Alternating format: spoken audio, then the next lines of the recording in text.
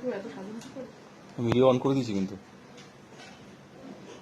ও মা, এই ভালো লাগছে সেটা আমি কি করে বলবো? সেটা তোমার ফ্যানেরা বলবে। না, কোথায় লাগছে ওর সঙ্গে ভালো লাগছে? কি করে বলবো? একটা সাজার সুযোগ পেয়েছি, তাই একটু সেজেছি। তোমার এই শাড়িটা অনেকদিন পরা হয় না, তাই জন্য ভাবলাম তোমার পারে তোমার ছেলেটার যা ড্রেস একবার এলো। ওর তো ড্রেস হয়নি এখনো, হ্যাঁ। আমি আগে রেডি হয়ে নিলাম, এবার ওকে আমাকে কেমন লাগছে তোমরা একটু জানিও। হ্যাঁ হ্যাঁ, প্রচন্ড গরম লাগছে, তার মধ্যে এডিটিং করছে, বারবার ফ্যানটাকে বন্ধ করে দিয়ে চলে যাচ্ছে।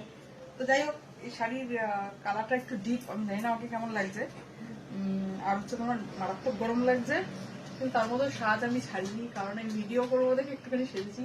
আর এই ভিডিও আর ফটোশুটটা হয়ে গেলেই সব খুলে দেবো, সব খুলে যথারীতি আবার সেই নাইটিতে ফিরে আসবো। এ বাবা, আমি ফিল্টার দিতে ভুলে গেছিলাম। দরকার নেই ফিল্টার, আমি এমনি ভালো লাগছি। বাবা কনফিডেন্স। যাই হোক, স্বামীকে কুকুর কামড়াচ্ছে আর বউ সাজছে।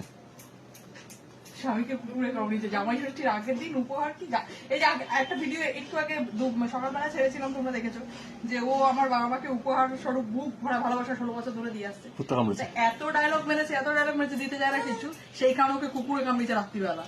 কুকুরে কামড়িয়েছে যে অভিশাপ লেগেছে, দিদিরা কেন।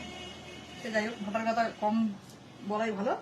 আমাকে কেমন লাগছে অবশ্যই জানিও। এই কালারটা আমার একটুখানি আমার মনে হচ্ছে না আমার গায়ে ক্যাট ক্যাট ক্যাট ক্যাট করে ঘুরছে কালারটা, সেই কারণে। তো জামাই ষষ্ঠী কে কে বেড়াতে গেলে বলো বাপের বাড়িতে।